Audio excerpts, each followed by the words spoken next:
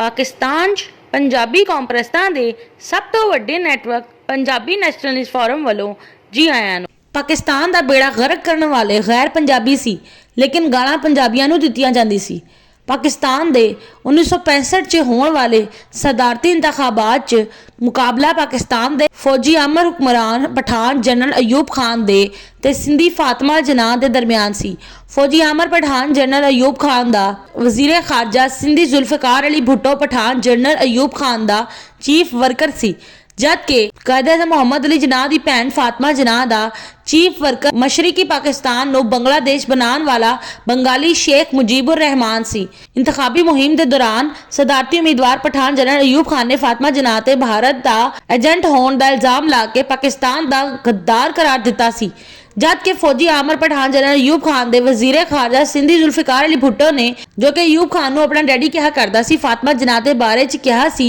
कि ये शादी क्यों नहीं करती। इस जुमले नूं सुन के एक बरतानवी सहाफी रो पिया सी कि यह किदां दी कौम है जो इस औरत ते इल्जाम लांदी है जो इन्हां दी मादरे मिलत यानी कौम दी मां है। पाकिस्तान च मार्शल ला नाफज करके पाकिस्तान का अमर हुक्मरान बनने वाला पठान अयूब खान पाकिस्तान च पठाना दी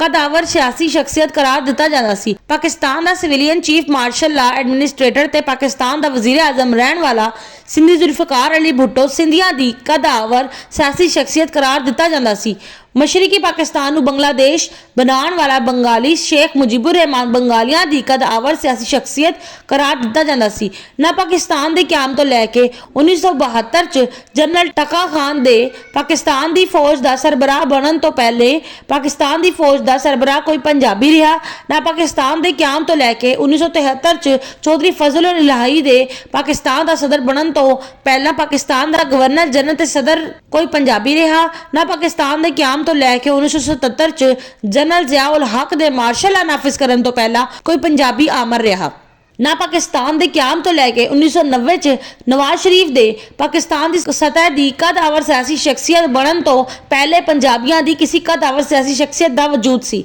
लेकिन Hindustani Muhajir Liaquat Ali Khan, Hindustani Muhajir general Sikandar Mirza, Pathan general Ayub Khan, Pathan general Yahya Khan ते सिंधी जुल्फिकार अली भुट्टो दे करतूत नजरअंदाज करके पाकिस्तान के क्याम तो लैके पाकिस्तान च होने वाली सियासी खराबियां का जिम्मेदार पंजाब ते पंजाबियों नूं करार दे के गालां पंजाबियों नूं दित्तियां जांदियां सी। पाकिस्तान का बेड़ा गर्क करने वाले गैर पंजाबी सी ते फिर गालां पंजाबियों नूं क्यों दित्तियां जांदियां सी।